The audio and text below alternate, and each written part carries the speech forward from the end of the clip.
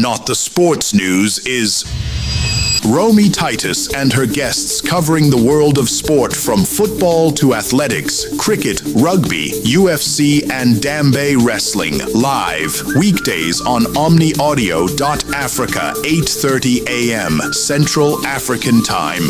Romy Titus is South Africa's leading face and voice on all the sports stories you want to hear about and talk about. Also live on TikTok, YouTube, and Facebook at Omni Audio Africa.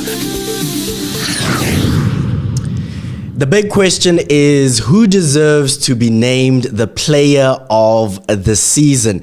Is it possibly Ribeiro or the young man himself, Rile Mofokeng? Of course, everybody saw it yesterday, the nominations for the PSL Awards. We had to wait for Sundowns to play at the Club World Cup before we got the nominations. Hey, some might say it was worth the wait. Some might say it was not worth the wait.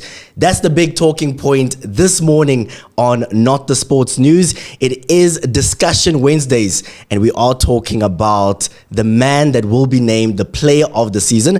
Of course, this week seems to be a good one for Kaizer Chiefs. Dr. Motaung being honored for his achievements in the world of commerce, but also Kaizer Chiefs out in the Netherlands. They seem to be turning the ship around. They lost their first 3 warm-up matches, but last night they got a positive result. So to chat about all of these, I've brought in the best football journalist in South Africa. His name is Brajakes, a man that you know all too well right here on Omni Audio Africa. He's of course the host of Inside SA Soccer. Brajakes, you doing well? I'm good, thank you. You woke me up too early. Thank you for having me. I'm good, thank you. We had to bring in the big guns to discuss important matters.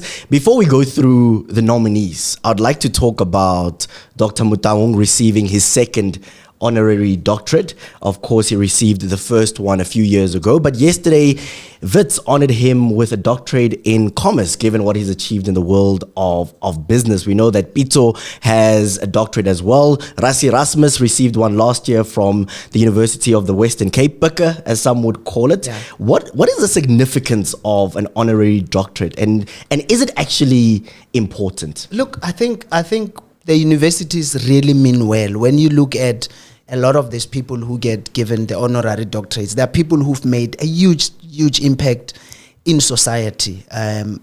If you talk about Brake, arguably the best football administrator or club owner in the world. I mean, Kaizer Chiefs are the biggest football brand, not only in football, but Kaizer Chiefs are huge.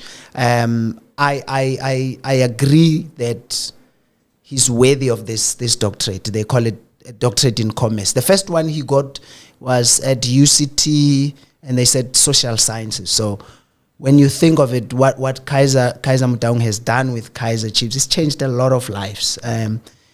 Players come through, given their talent, and through Kaizer Chiefs, they become somebody's, their lives change. So that's very good. Commercially, Kaizer Chiefs are a huge brand. It's a business. I mean, I had part of his speech yesterday when he was accepting the doctorate, and he spoke about that, just how the club has become just a business. There was a time, actually, if you remember, when Kaizer Chiefs was listed on the stock exchange. Yes. That talks to just what the man has done. So I think it's really worth Brake being honored. I for one, though, look at it in a different way. They call it doctorate, and that's what it is. My beef is a little bit like, when you think about doctorate, people who get doctorate, who study for doctors study for about 7 years. People who get PhDs study, it's so much. I struggle to call them doctors when they've got it this way. Yeah. It's just who I am. I'm not against people being honored. I wish there was a different way to honor them and not call them doctors, because I just think doctor is you're either a medical doctor or somebody who went and worked very, very hard. I'm not saying these men and women didn't work very hard, but well done to Brake. I think his contribution to South African football is immense. All of us know Kaizer Chiefs, and it's not just Kaizer Chiefs. We look at Kaizer Chiefs, that's his baby, that's what he's done. But we have the PSL because of his vision, and of course with Evan Khoza and the other people. Brakey, they formed professional football. The reason we have professional football in South Africa is because of a man like him who actually went to the States way back in the 60s, came back and formed Kaizer Chiefs, and they became this professional club that everybody wanted to follow. So he is worthy of every honor that he gets.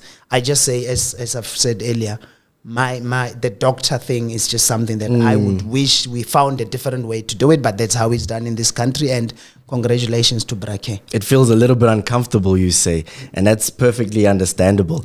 In terms of our social media platforms, I'd love for you to interact with us. We are live on every single platform you can think of. We're live on TikTok, we're live on Instagram, Facebook, and YouTube. Please feel free to join the conversations, especially the Kaizer Chiefs supporters. But Jake's Kaizer Chiefs are smiling from ear to ear. They had a little bit of a shaky start out in the Netherlands, winning 1-0 yesterday against FC Zawole. Your analysis of that performance, because they were struggling. They say Amakhosi Jabulile. Yes. it's look, I mean, it's pre-season. For me, I've been in football for a long time. Pre-season is just clubs and coaches trying combinations. The results are not really that big. You can lose all your preseason matches, come into the season and become champions because you've worked on all those things. So, but when you get that win, it just lifts your spirit a bit. And I watched that match. Chiefs played very well. The coach, as he's been doing since they got to the Netherlands, switches teams, changes players. Even at halftime, he'll bring in a raft about 6-7 players. But Chiefs played well. They knocked the ball around. They looked solid. Once they've scored, I mean, PEC Zwolle is not a poor team. They had their chances. But for Chiefs to be able to hold on and win, I think it's good. It just lifts their confidence ahead of the new season that's coming up. They still have another match. They're playing again today. They're playing against FC 20. If they win that, then they come back. They're playing in the Toyota Cup against Asante Kotoko. Now, those are the tournaments where now, look, in Holland, the Chiefs fans will watch on. I mean, I watched, there was about 93,000 people watching that streaming. That's just how big Kaizer Chiefs are. But I think the fans will want Chiefs to win the Toyota Cup. And I think this win from last night, and if they win today, it will give them the confidence going into that. But I think the good thing is Coach Nabi is testing the new players, and there seem to be some of them. Look, what I saw yesterday, though, was that the fans were not happy with Flavio Silva, the new striker from, they say he's from Portugal, but born in Guinea-Bissau. I saw a lot of them commenting, take him off, we don't want this Flavio. So, but that's Kaizer Chiefs fans for you, and I think Flavio will settle in, and eventually they will get to see. So Naledi Hlongwane scored that goal, and I think he's endearing himself to the Chiefs fans. After that victory, some Kaizer Chiefs fans are saying, bring PSG, bring Chelsea. What do you say, Brajit? Kaizer Chiefs fans are always busy on the socials. They are listen, I mean, that's why Kaizer Chiefs is the biggest club in the land. And I mean, in his speech, Dr. Mataungi here, I'm joining the bandwagon. I guess he is doctor. He said, Kaizer Chiefs are like, what did he call it? The happiness index of South Africa. Oh, yes. When the country is in doom and gloom and Chiefs are not winning, you feel it. But he says Chiefs had not won a trophy in 10 years. When they won the Nedbank Cup, he says you could feel that South Africa is happy. And in a way, he's right, because they have the biggest fan base in the country. And you know them, they take their football very seriously. They can be very grumpy when they are not winning. So when they are winning, it's fairly nice. You know, you're not going to have people in the traffic who are angry. So that's good. They say when Kaizer Chiefs is winning, the stock prices even go up. They control the economy, as Thor would say. That's how big they are. Let's move on to the PSL Awards nominees. First up, the big prize. We have to talk about the footballer of the season. Now, before we go through the nominees, I think it's just important for us to add context as to what is the difference between the Betway Premiership Player of the Season and the football of the season. Yeah. You know, because I believe that the one you look at all competitions, and the other you specifically look at the PSL. I think that's my understanding of it. And that's so the football of the season one, it's that big one that's voted for by the coaches. And I think they look at a player's performance throughout. That's the PSL, that's the league, the Betway Premiership. and then they consider how you've done in the MTN 8, in the Carling Knockout, as well as the Nedbank Cup. So it's you are the best of the best if you win that one. It's the big one, yes. Let's start off with the Betway Premiership Player of the Season. Right? Before we get to the big one, we'll save the big one for last. For last. Okay, you know, when we wrap up the show. Which is how they'll do.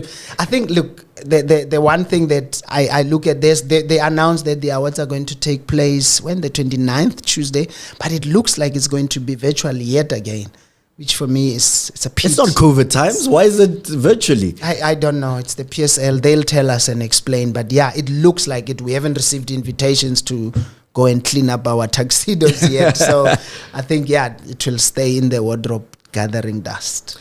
Let's start off with the player of the season. First up, Ribeiro Costa.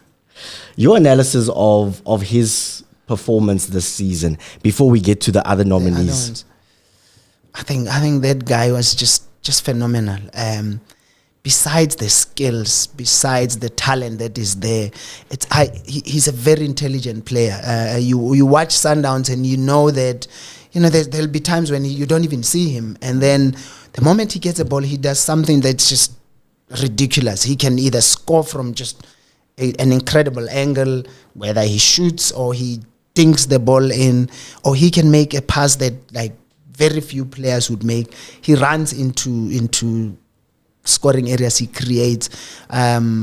I think he is worthy of that. We've almost, over the years, we've imported players from outside, these top countries, but some of them, are iffish.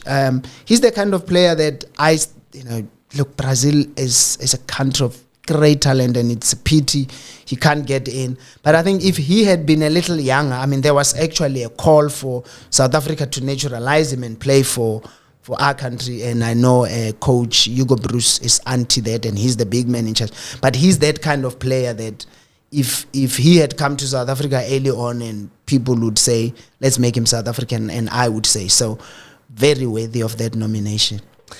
Rile Mufokeng. Orlando Pirates fans will tell you all about him. They're asking questions as to should he go overseas, should he not go overseas. But the season that he had in the PSL, specifically the Betway Premiership. Yeah, for one so young, he's 20. Sometimes we say 20 is young, 20 is not. But I do not remember unless, until I think you think Jomo Sono did that. Braje was like, back then he was not even Braje. He's one of those who started at Pirates when he was a teen. And for this young man to do that, carry a club as big. You see the thing with playing football is you can have the talent and all that, but the pressure that comes from playing for an Orlando Pirates or a Kaizer Chiefs is huge. We've seen grown men who came from other clubs getting to Pirates and just not making it because it's that jersey is that heavy. You look at who came before you, but this young man it's like he plays with, what do you call it? It's like abandon. It's like he's playing challenge on the street. Plays with confidence and flair. And yeah, but like the weight is not even there. It's he's still like Usaliko, he school of excellence, just having fun with his, and that's the beauty about him. Really has grown as a player this year. I did an interview with one of his former coaches who felt he doesn't score as much as he used to back then. And that's probably because the league is maybe a bit different, but he creates the chances. He's exciting. I think he's the most exciting player we've had in the country. I can't even remember when last we had a player who really excited, maybe Bujabu Pule and all that for a while, but this kid was incredible. I also agree with his nomination for this award. Let's move on to the next one, the third man on the list, Keletso Magalwa from Sekhukhune United. Yeah, I think that's like sort of a nomination out of left field. Most people would not have seen that coming. But look, it's players. So if you are nominated by your fellow players, because we play against you, so how it works is each club gets to nominate they're given 30 votes. So you give your 30 players and each one gets to nominate. So for this young man, I mean, Keleto is not that young, but for Keleto to make it, talks to, so another thing, you can't vote for your teammate. So Chiefs players vote for everybody else, all of the, I don't know how, what's that other club that got kicked out? Royal AM probably doesn't count. So you vote for from the other 14 clubs. So the fact that Keleto made it talks to, and he played well. Sekhukhune United, remember, finished just outside the top 3. They were 4th on the league, and he was key to their them doing as well as they have. So Keleto was, when he played at Sundowns, a lot of us expected a lot out of him. He did very well. Pitso loved him when he played for Sundowns. This year he was colossal for he scored goals. I watched quite a few of them. I think the challenge with clubs like Sekhukhune and all that is, South Africa, we see the big ones. And on TV, a lot of times it's what people watch, and that's what happens. Forget about the smaller clubs. The smaller clubs. But the fact that he is there talks to the fact that I think also the nomination process is very fair. So for all 15 clubs to vote and come up with it, that talks to just the impact he has made. So I think he is also worthy of it. Can he win it? I think, look, it's between those two, really. He's done well to get nominated, but I don't think he will win. Let's move on to coach of the season, because these two categories at the top I want to save for last. Yeah, sure. But I think your discussion around the players was important for us to at least lay the foundation before we head on to the other categories. I want to move on to coach of the season. First up, we'll start off with Jose Riviero from Orlando Pirates, the season that he's had. Then Miguel Cardoso, and then Steve Barker with Stellenbosch FC. Who do you believe should win this category? So that's Betway Premiership of the season. Yes. Betway. So it's for specifically the league. Because now some would argue that Orlando Pirates has won trophies outside the PSL. But we are judging the Betway Premier. Can I make a disclaimer here? Yeah. I sat on the panel that judged this award. And I'm not going to, I can't say who won. This will be announced later on. So I don't know how we've tackled that. I look at this and I'm like, Jose Ribeiro had a good season with Pirates. One of the things that was impressive is he was so brave to bring in all these young players. Pirates, Yom Bogazi, Yom Haunkota, yes, Relay had been there the season before. He brought Radio Pani. He was very brave in a season when a lot was expected of him. He pushed Sundowns. I still feel, had the season been proper as in everybody playing at the same time every weekend, where when you look at the league table, everybody says 7 matches played, 7 matches. We didn't have that. It was very inconsistent.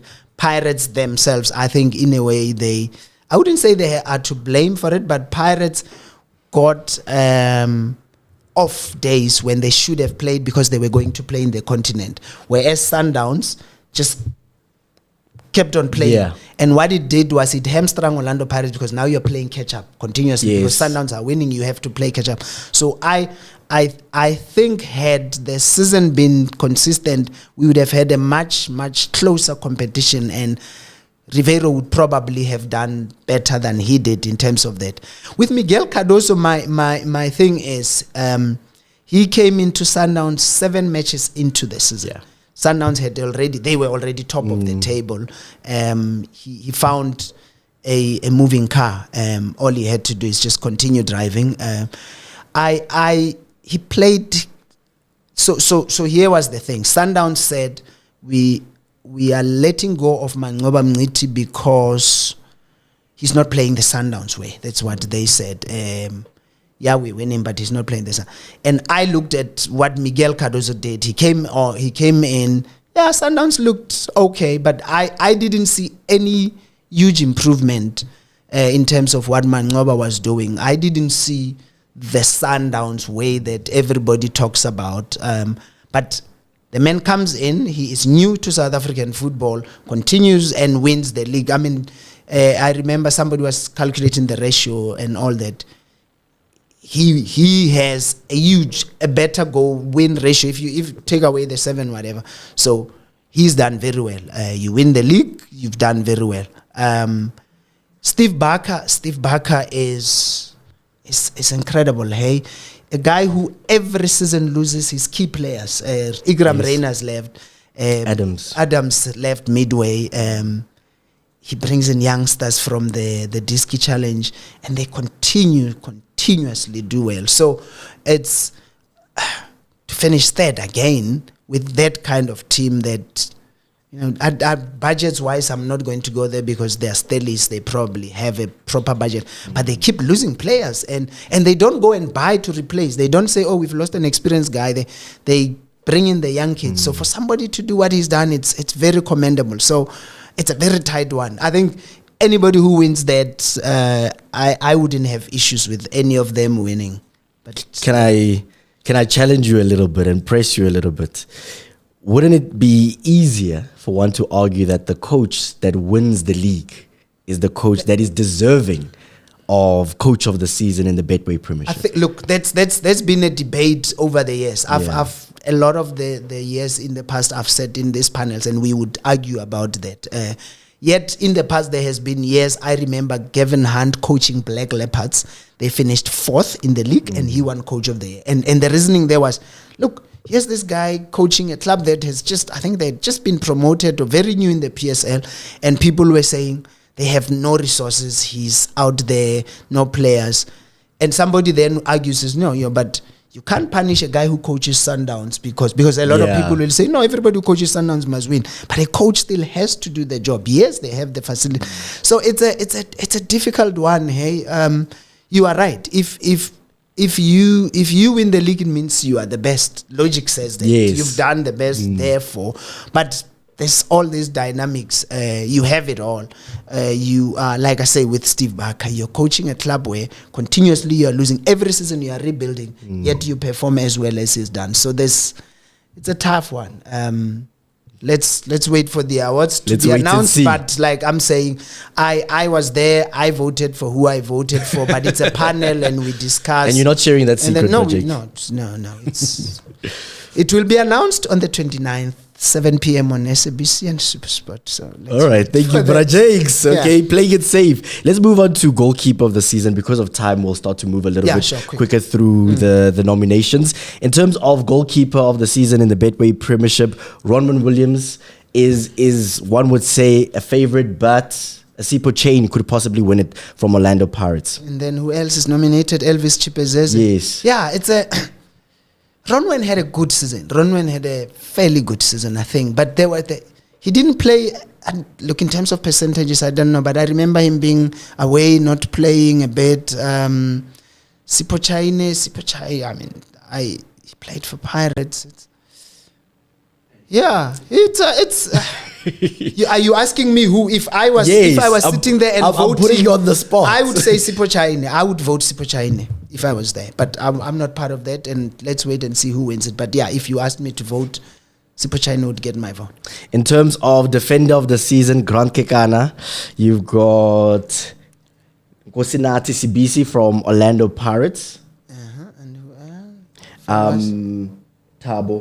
Thabo Moloisane from Stellies. Yeah, look, we've had a very good season. You know, it's beautiful lately to see South African football having defenders who play football. You know, I've always been a huge fan of OJ Mabizela, probably the best defender we've ever had. And there's lately we see, in the past defenders just kick you, hoof the ball forward, away. Now these boys can play it from behind. Grant Kekana had a good season with Sundowns. Nkosinati Sibisi for me. Nkosinati Sibisi. Let's move on to young player of the season. Of course, Relay is the favorite here. You've got Koza from Mamelodi Sun. Koza, yeah. And then you've got Nkota, who recently is moving to Saudi Arabia. To Saudi. Yeah, look, I like Nkota. I like the way he plays. I love that he comes in, scores. He's a solid player, and I'm not surprised that people have watched him. But Rele Mofokeng was the best young player this year. Exciting. He'll win that. He should win that. Rele Mofokeng. Rele Mofokeng is your guy. Let's move back to the footballer of the season, because we have ran out of time. Yeah, okay. So Ribeiro Costa, Rele Mofokeng, as well as So if we are getting it right, and the football of the season is across all competitions, so think of it. So Keletso, for me, it's between these two. So Keletso is out; he'll be number 3. Lucas Ribeiro played in the MTN 8. No, MTN 8 Sundowns reached, which they were knocked out in the semis.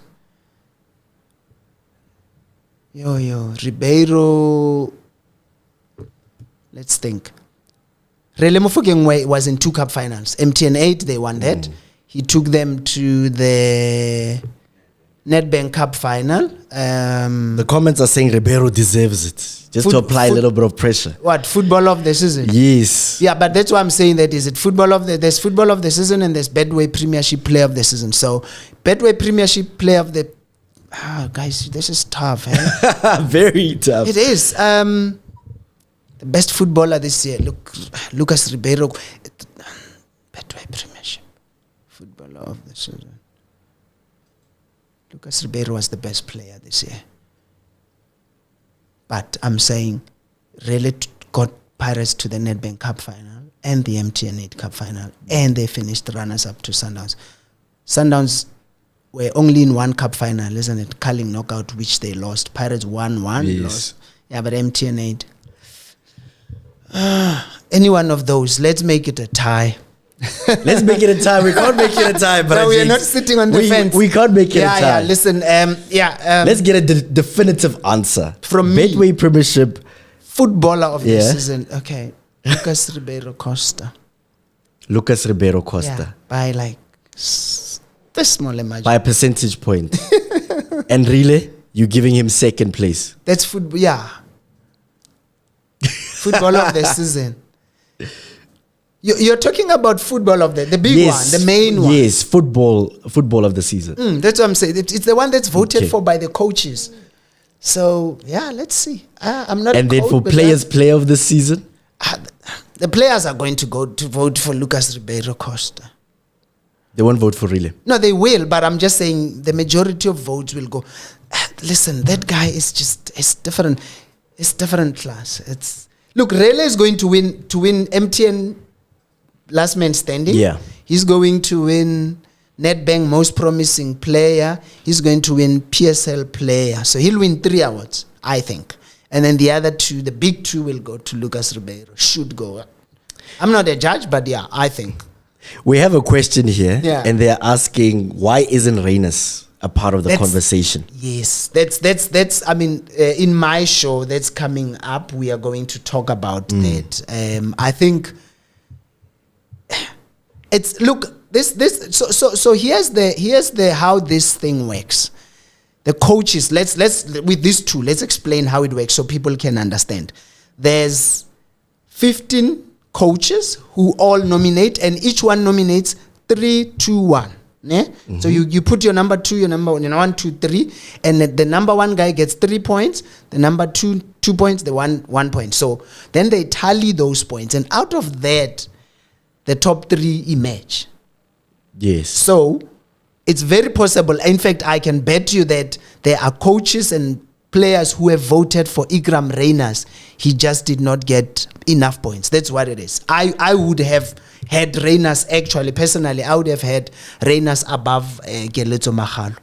But I'm not part of that panel. But I think that's how it is. So I know that a lot of people, and this happens with awards. Every season we have people saying, oh, so-and-so was robbed, so-and-so. But I can tell you now, the process is very thorough. I sat in one of those panels, as I said, and you go in there, I give my votes, I give my 3, and I said, these are my 3. Everybody does that. We sit down there, and then we discuss, why do you say this? And I'll say this, and everybody does. And then we start going, no, but why did you think And sometimes some judges get persuaded to look at it and say, oh yeah, but you're right, I had missed that. Then we change and then they tally the votes. There's auditors in that particular room. We do that and the auditors check. So it's very thorough. In the past, I remember there was a year when this award was introduced, Football of the Season, and Teko Modise won it. And I think what took us by surprise was that we were used to Player of the Year, Players Player of the Year. And then out of the blue, we were sitting there, they gave the big award. I don't remember who won it.